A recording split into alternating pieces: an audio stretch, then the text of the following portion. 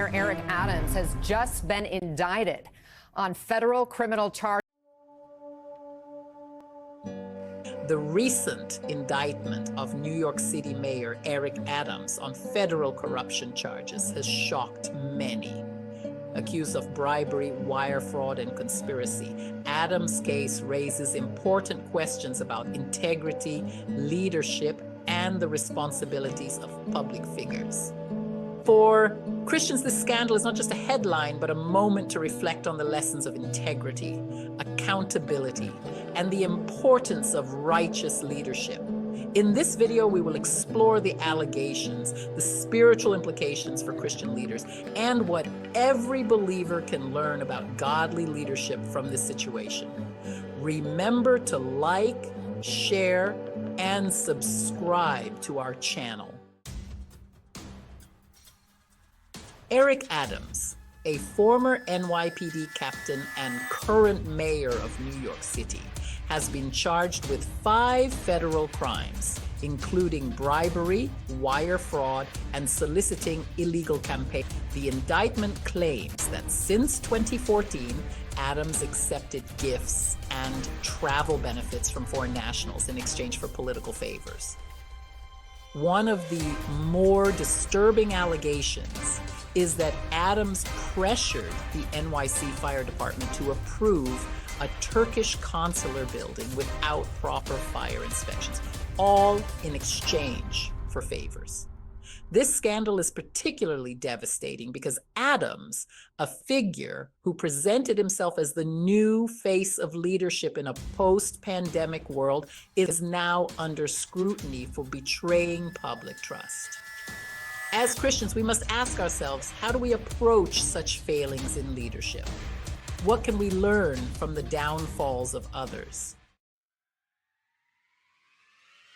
Proverbs 11:3 says, "The integrity of the upright guides them, but the unfaithful are destroyed by their duplicity." The charges against Mayor Adams highlight the devastating consequences of compromised integrity. As Christians, whether in public or private role, we are called to be people of integrity. Leadership, whether in the church, home, or workplace, demands that we hold ourselves accountable to high ethical and moral standards. As Christians, we must ensure that our actions align with our beliefs.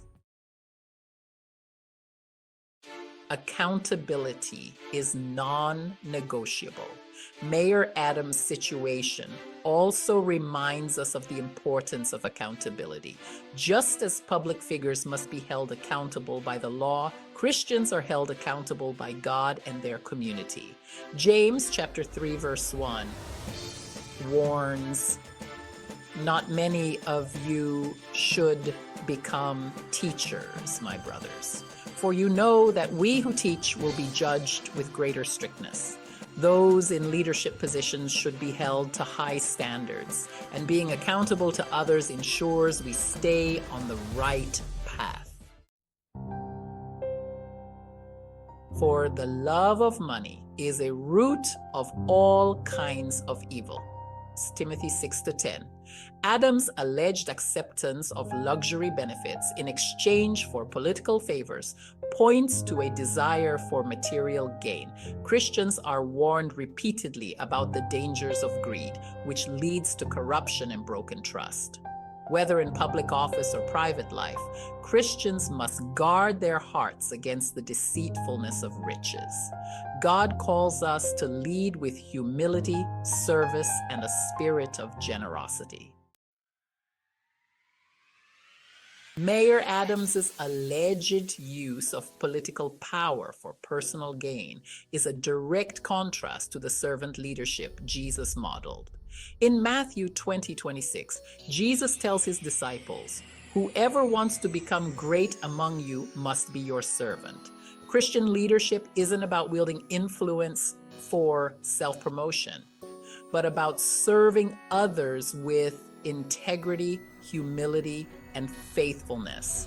We must follow Christ's example of servant leadership, remembering that our role is to serve, not to be served. While the situation is troubling, it's important to remember that no one is beyond redemption. Christians believe in the power of repentance and God's ability to restore. Psalm 51:10-12 says, "Create in me a clean heart, O God, and renew a right spirit within me." If Adams seeks true repentance and change, God's grace is available. This is a reminder for all of us that while we may stumble, sincere repentance leads to restoration. Mayor Eric Adams' indictment on federal charges is a sobering reminder that no one is immune from the consequences of unethical behavior. Christians must use this moment to reflect on the qualities of godly leadership, integrity, accountability, service, and humility. Let us learn from this example, seeking to lead with righteousness in our own spheres of influence. And when we see others fall, let us be reminded of the importance of repentance, knowing that God's grace offers restoration to all who seek it. Please tell me your opinion on the Eric Adams case. Remember to like, share, and subscribe to our channel.